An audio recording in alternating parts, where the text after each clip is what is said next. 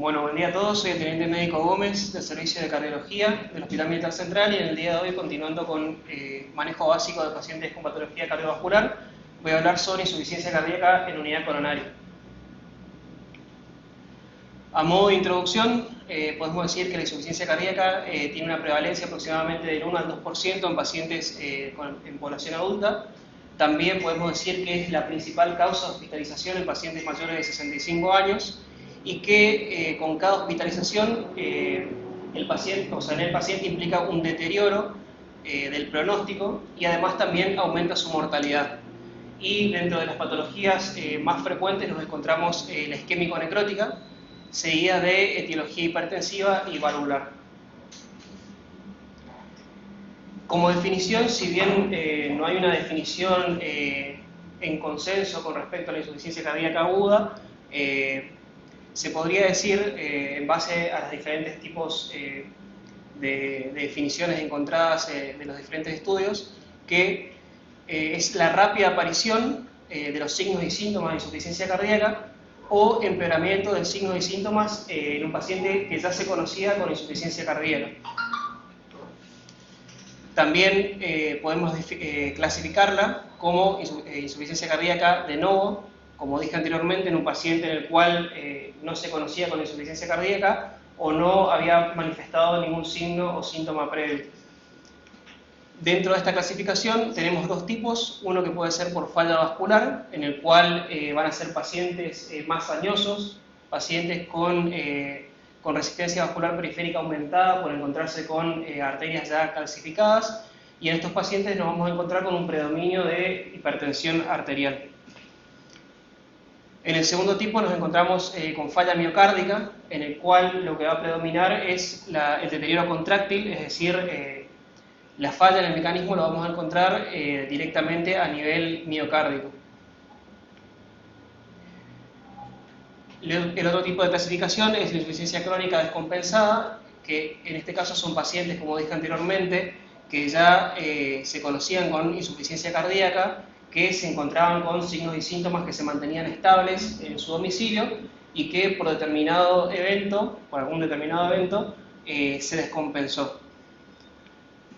Y esta descompensación se puede generar, por ejemplo, por síndromes coronarios agudos, por taquiarritmias o bradiarritmias, por hipertensión arterial mal controlada, también por infecciones, siendo las infecciones una de las principales causas de descompensación de la insuficiencia cardíaca, también por falta de adherencia al tratamiento. Dentro de esta causa puede ser por falta de adherencia, así como también puede ser por inadecuado tratamiento o falta de reajuste de la medicación. También dentro de esto podemos englobar los pacientes que tienen alguna transgresión alimentaria, generalmente con comidas con alto contenido de sodio, que esto genera aumento de lo que sería el líquido en el cuerpo. También en pacientes que presentan patologías respiratorias crónicas y que estas se reagudizaron y generan a su vez descompensación en lo que es la parte cardiológica. ¿Qué es lo importante en un paciente con insuficiencia cardíaca? Es hacer una correcta evaluación inicial, en el cual lo que vamos a buscar siempre es que sea lo más rápido posible y obtener sobre todo datos clínicos del paciente. Sobre todo lo que vamos a buscar en esta clase de pacientes son síntomas de mala perfusión y de congestión, que ya vamos a hablar de estos síntomas. Dentro de los signos y síntomas de congestión tenemos la principal, que es la disnea. También puede tener taquipnea, crepitantes, infiltración yugular con reflujo hepatoyugular positivo, esto digamos a través de las maniobras semiológicas. También nos podemos encontrar con pacientes con edemas periféricos y también muy importante, y siendo un signo sensible, el tercer ruido cardíaco. Tenemos las diferentes imágenes. Dentro de los signos de hipoperfusión nos encontramos con pacientes con frialdad distal, también como un signo de hipoperfusión tenemos la oliguria, pacientes que se encontraban con un ritmo diurético conservado y que refieren que en los últimos días o en las últimas horas no orinaban o orinaban menos de lo acostumbrado. También dentro de la hipoperfusión vamos a encontrarnos con síndromes confusionales en pacientes que previamente se encontraban con un estado sensorial, digamos, conservado. El paciente respondía bien en la casa y de un día para el otro el paciente deteriora su sensorio y nos encontramos con pacientes desorientados que no saben dónde están, no se acuerdan qué fue lo que pasó, inclusive a veces llegan y no saben en qué lugar se encuentran. Y también otros como la disminución de la presión arterial y también disminución del pulso. Estos signos de hipoperfusión generalmente se suelen acompañar de datos de laboratorio, como lo son la acidosis metabólica por elevación del ácido láctico y también empeoramiento de lo que es la función renal en el laboratorio. Como dije anteriormente, lo importante de un paciente con insuficiencia cardíaca es hacer una rápida evaluación. Para ello, lo que se suele utilizar más frecuentemente son los perfiles de Stevenson, que estos fueron diseñados en la década del 2000, que son análogos, o mejor dicho, se tomaron prestados de los perfiles que anteriormente se utilizaban mediante hemodinamia, en el cual íbamos a tomar dos parámetros, el cual eran el índice cardíaco y la presión capilar pulmonar, que serían los perfiles de Forrester. En este caso, como estos perfiles están más que nada abocados a la parte clínica, únicamente valoramos los signos y síntomas clínicos y no tan así los parámetros hemodinámicos que requerirían de realizar colocación de catéter de Swan-Ganz. Entonces, Stevenson clasificó a estos pacientes en 4 cuadrantes, en el cual tenemos los que están del lado izquierdo, van a ser los pacientes que se encuentran secos, es decir, que no presentan congestión. Los que tenemos del lado derecho son pacientes húmedos, que serían los pacientes que presentan signos de congestión, como mencionamos anteriormente, y dentro de estos tenemos los que presentan hipoperfusión, que se encuentran en los cuadrantes de abajo, y los que no presentan hipoperfusión, que están en los cuadrantes de arriba. Y de ahí lo dividió en el perfil A, el cual un paciente se encuentra caliente y seco. Este paciente no presenta ni signos de hipoperfusión ni signos de congestión, por lo cual podríamos decir que es un paciente que no está en insuficiencia cardíaca. Tenemos el perfil B, en el cual el paciente se encuentra caliente, es decir, que está bien perfundido y húmedo. En este caso presentaría signos de congestión, como dijimos anteriormente, paciente con disnea, con crepitante, incrustación yugular, edemas en miembros inferiores. En un perfil C nos encontraríamos al paciente ya frío y húmedo, es decir, que se suman lo que serían los signos y síntomas de congestión y de hipoperfusión. En este caso podríamos decir que el paciente se encuentra en el shock cardiogénico. Y como último perfil tenemos el perfil L, que son pacientes que se encuentran únicamente con hipoperfusión y no con signos de congestión. También, además, para lo que sirve este cuadro es para el diagnóstico, para el tratamiento y también para el pronóstico del paciente. Sabemos que dentro de estos 4 perfiles el que es el más frecuente de encontrar o de presentarse en la guardia es el perfil de tipo B, y el perfil de tipo C, que sería el del shock cardiogénico, es el que tiene mayor mortalidad.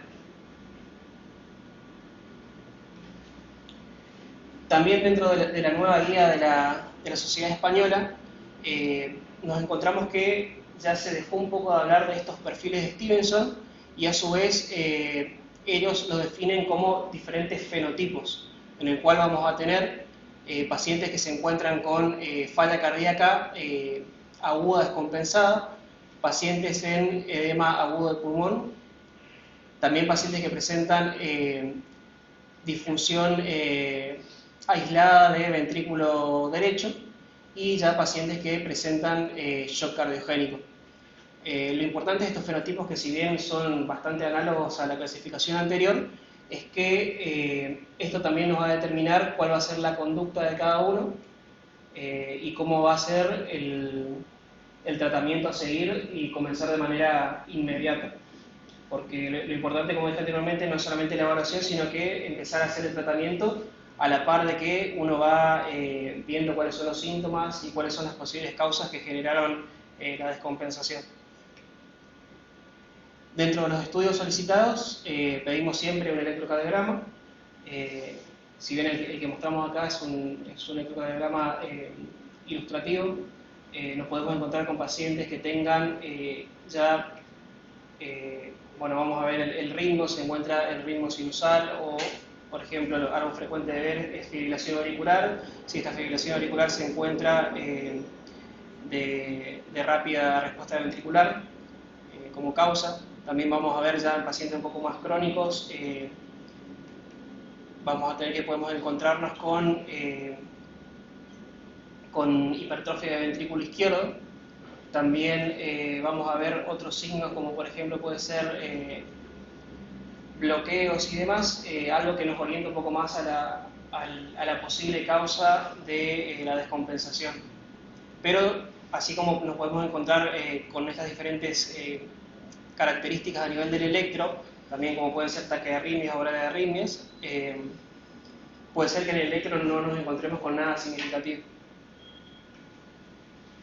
También solicitar siempre una radiografía de tórax en el cual vamos a ver si el paciente presenta derrame pleural, el cual nosotros podemos ver en la radiografía mirando los senos costofrénicos y cardiofrénicos que se pueden llegar a encontrar velados, también ver la redistribución de flujo a nivel de los vértices, o también, bueno, en este caso, como vemos en la radiografía, un aumento del índice cardiotorácico con un corazón, bueno, en este caso, que se encuentra bastante dilatado. También solicitamos laboratorios completos de rutina, en el cual, bueno, vamos a solicitar lo que solicitamos siempre: hemograma, ionograma, también función renal y importante en estos casos es solicitar la NT-proBNP, el cual, si bien nos sirve como diagnóstico, también nos va a servir para tener valores basales del paciente y ver cómo progresa a lo largo de la evolución del cuadro. También, bueno, como dije anteriormente, solicitar estado ácido-base para ver si el paciente se encuentra en algún tipo de acidosis y también para ver el grado de insuficiencia respiratoria que puede o no llegar a presentar. También el ecocardiograma, sobre todo al ingreso del paciente, no tanto como para ver la función cardíaca, porque la función cardíaca, como sabemos, en el caso de pacientes con insuficiencia cardíaca, puede estar un 50% preservada y otro 50% deteriorada. Pero sí, sobre todo para descartar causas agudas de compensación, como lo podría ser un derrame pericárdico. Bueno, dentro del manejo inicial ante la sospecha de falla cardíaca, lo que vamos a hacer en primera instancia es ver cómo está el paciente en cuanto a la compensación hemodinámica o no y cómo está dentro de la parte respiratoria. Entonces, si el paciente se encuentra con alguna alteración en lo que sería la mecánica ventilatoria o de plano ya encontrarse con shock cardiogénico, lo que vamos a apuntar en primera instancia es hacer ventilación mecánica, también como puede ser fármacos endovenosos y también mecanismos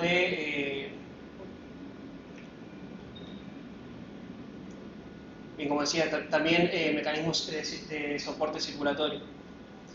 En caso de que el paciente no se encuentre descompensado en estas circunstancias, lo que podemos hacer es ya ir buscando cuáles son las posibles causas de su descompensación. Y para hacerlo de un modo mucho más sencillo, tenemos estas siglas que son el CHAP-IT, siendo las últimas dos siglas el ITS agregados últimamente. Nos podemos encontrar con pacientes que tengan síndrome coronario agudo, también pacientes con emergencia hipertensiva, arritmias, alguna causa mecánica, también tromboembolismo pulmonar y lo último que se agregó es taponamiento cardíaco y, bueno, de las causas más frecuentes, como mencioné anteriormente, infecciones. Y en base a eso, iniciar tratamiento precoz. Dentro de los objetivos terapéuticos, sobre todo al principio, es la mejoría sintomática del paciente, que eso vamos a ver más adelante con respecto a la medicación. Estabilizar al paciente hemodinámicamente y posteriormente alcanzar el peso seco. Proteger la función renal y el no avance de la disfunción ventricular. A esto hacemos referencia de que muchas veces, si no todas, la medicación que utilizamos en la parte aguda del tratamiento, así como beneficia sintomáticamente al comienzo, también si se extiende mucho en el tiempo puede generar deterioro de la función ventricular. Y también, una vez salido de lo que es la parte aguda, iniciar lo que es la medicación para el bloqueo neurohormonal y instaurar el tratamiento definitivo para el paciente crónico y, bueno, posterior control por consultorios externos.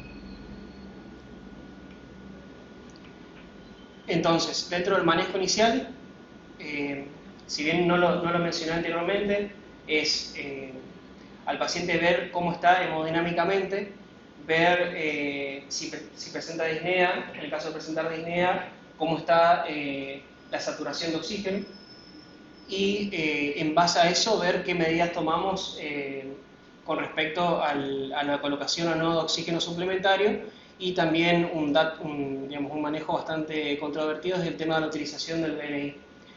Lo importante con respecto al manejo de la oxigenación es que un paciente, si no requiere oxígeno, no hace falta utilizarlo.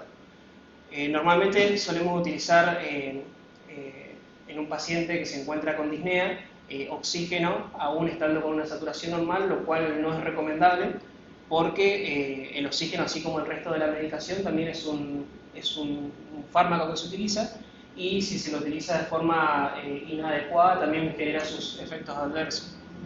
Así que lo que vamos a buscar es una oxigenación no menor a 95, también tener en cuenta antecedentes del paciente, en caso de ser un paciente con enfermedad respiratoria crónica, como lo puede ser el POC, saber que más del 90% por ahí no va a alcanzar, entonces no suplementar oxígeno innecesariamente.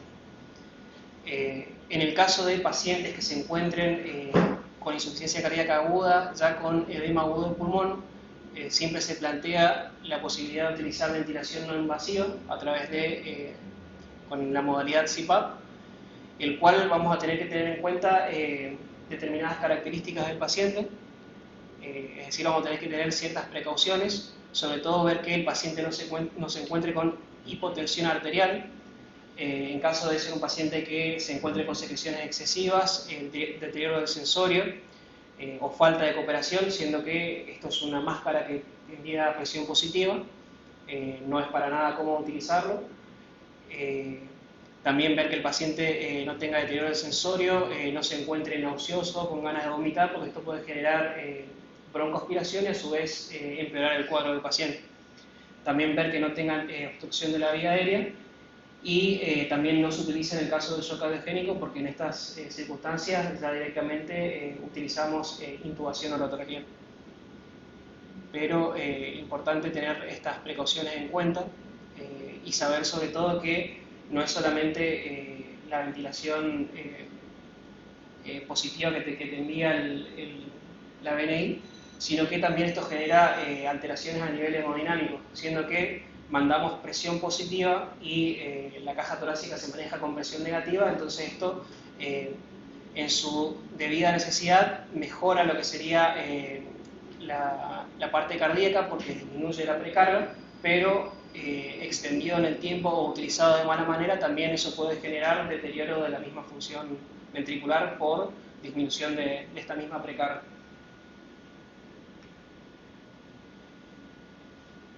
Bueno, dentro del tratamiento farmacológico, sobre todo en pacientes que se encuentran con síntomas de congestión, los pacientes que están dentro del perfil tipo B, como dije anteriormente, lo más utilizado son diuréticos, dentro de ellos los diuréticos de ASA, el cual el más utilizado es la furosemida.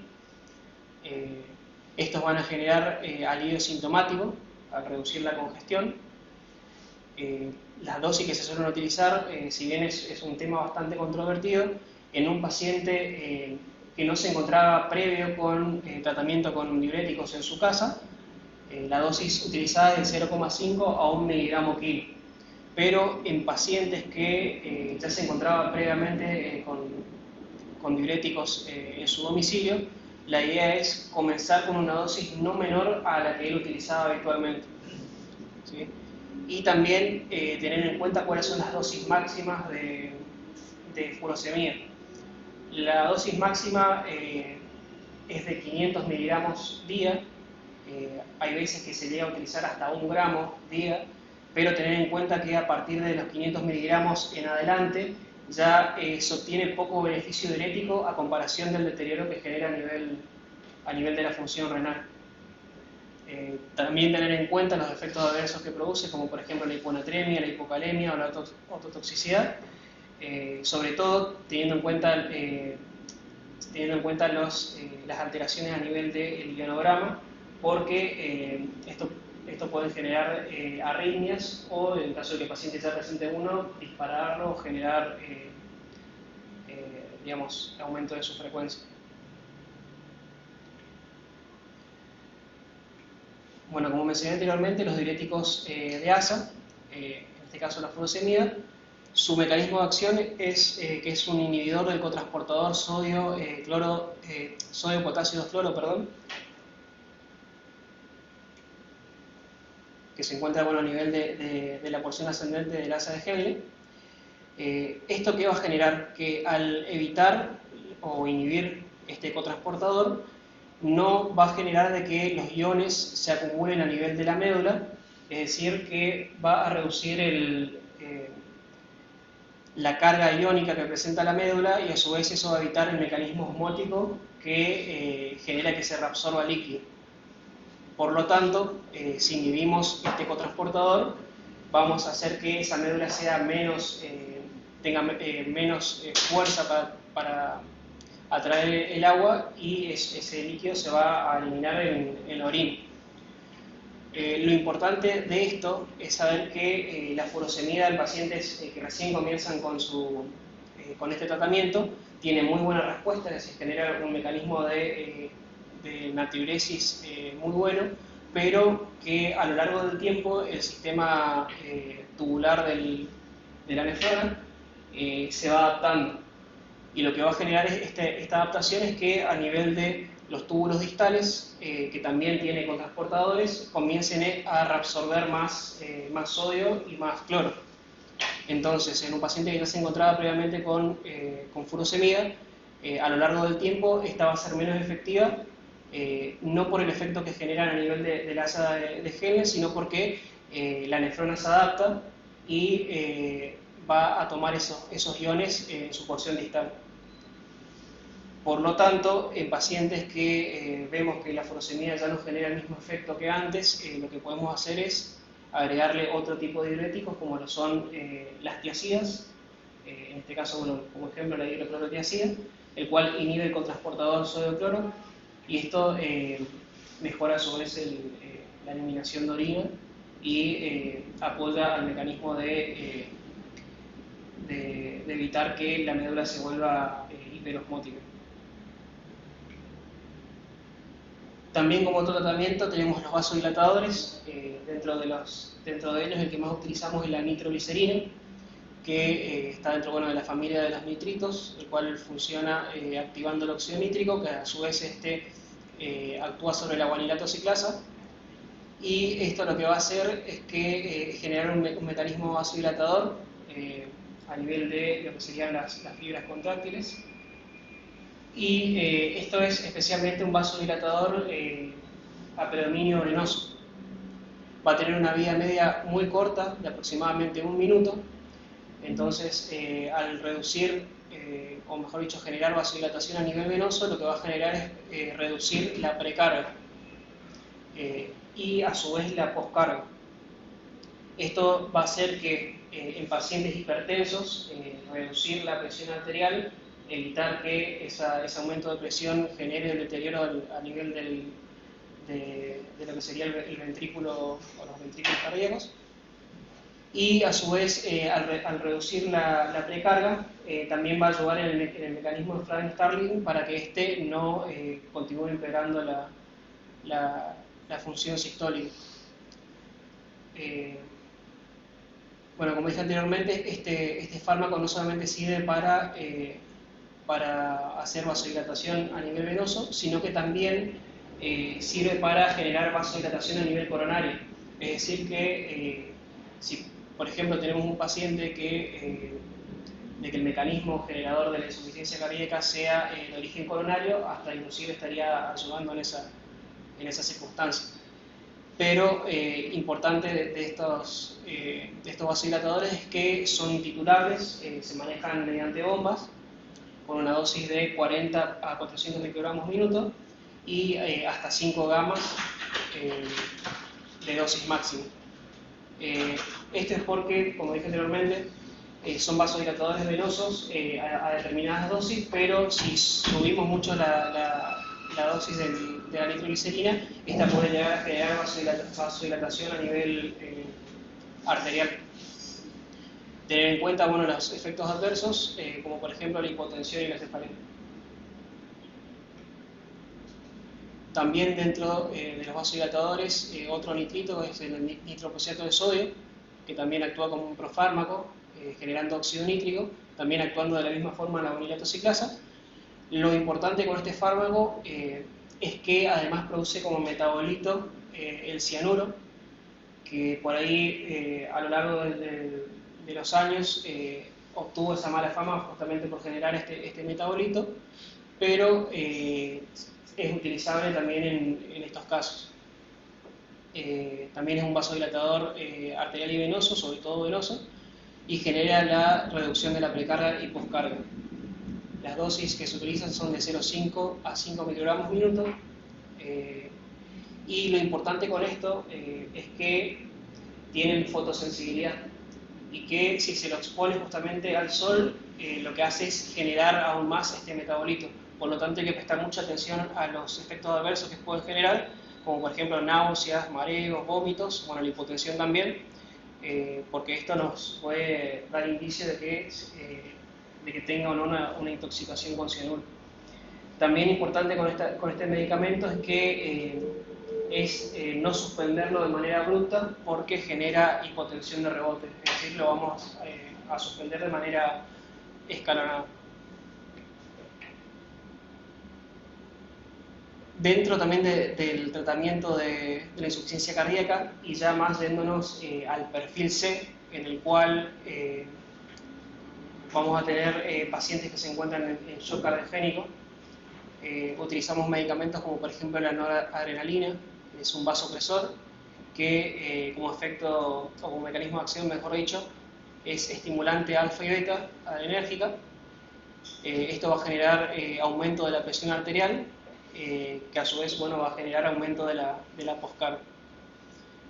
Dosis habitual de 0,2 a 1 microgramo kilo minuto, que serían gamas, y efectos adversos que lo tiene como el resto de los medicamentos vasopresores e inotrópicos también, es que son proarrítmicos. Es decir que, como dije anteriormente, en lo que es la parte aguda tiene muy buen efecto, pero a la larga termina siendo perjudicial también. Nunca es gratis la utilización de estos fármacos. También que pueden generar hipoperfusión periférica, aumentando la demanda de oxígeno.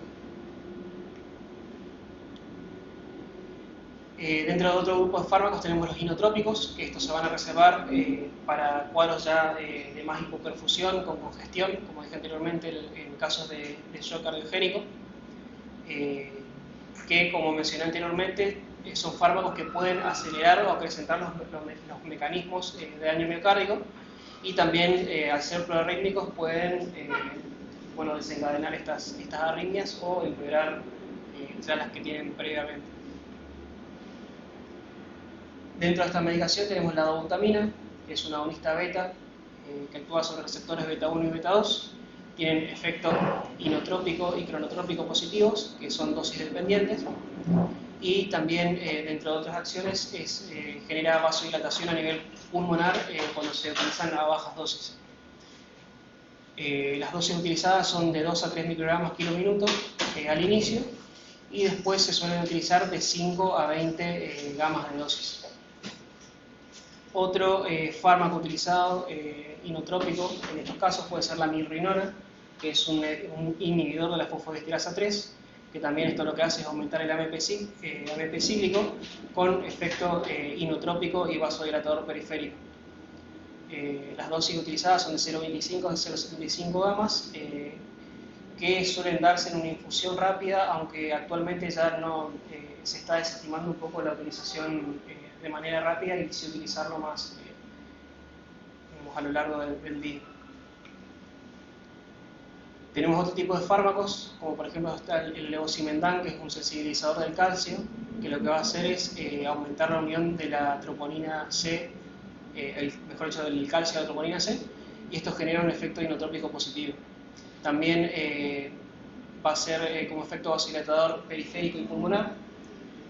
Esto aumenta el gasto cardíaco, aumenta el volumen sistólico, y lo que tiene de particularidad es que su efecto es muy prolongado, aproximadamente durante 10 días. Dentro de las dosis utilizadas tenemos 12 microgramos en 10 minutos rápido, y un mantenimiento de 0,05 a 2 microgramos kilo minuto posteriormente. También dentro de los efectos adversos tenemos hipotensión y que son proarrítmicos. Una de las preguntas generalmente en un paciente con insuficiencia cardíaca crónica que ya tenía su medicación habitual, que generalmente suelen tener medicamentos como son los IECA, ARA2, beta-bloqueantes, es qué hacemos con esos fármacos al ingreso. Normalmente, como a estos pacientes se van a utilizar fármacos que son endovenosos titulables, lo que se realiza es suspender lo que serían IECA y ARA2, y los beta bloqueantes dejarlos a la mitad de dosis. Una vez tratado la parte aguda del cuadro, lo importante es qué hacemos con el paciente previo al alta y una vez que el paciente se va de alta. Lo ideal es, una vez salido del cuadro agudo, es comenzar a titular su medicación habitual, o en el caso de que el paciente no haya tenido previamente medicación habitual, empezar a titular de a poco IECA o ARA2, beta bloqueantes, y en determinadas circunstancias también antagonistas de la aldosterona, dependiendo de la función ventricular que tenga el paciente. Importante también recalcar lo que son las medidas dietéticas, y dentro de estas medidas dietéticas no solamente lo que es la parte de nutrición, sino también el tema de los fármacos que se le indican, que los cumpla de forma correcta o adecuada, y cuáles son las posibles complicaciones que puede tener en el caso de que no siga esto de manera estricta. Y también es importante, una vez, o mejor dicho, previo a darle el alta al paciente, es tener una derivación programada para el manejo de insuficiencia cardíaca crónica en consultorios, es decir, ya dejarlos en contacto con médicos que trabajan en consultorios externos para tener un seguimiento adecuado y así evitar que vuelvan a tener descompensaciones y que, como dijimos anteriormente, eso genere aumento o deterioro, mejor dicho, de su calidad de vida, y también aumento de la mortalidad. Muchas gracias.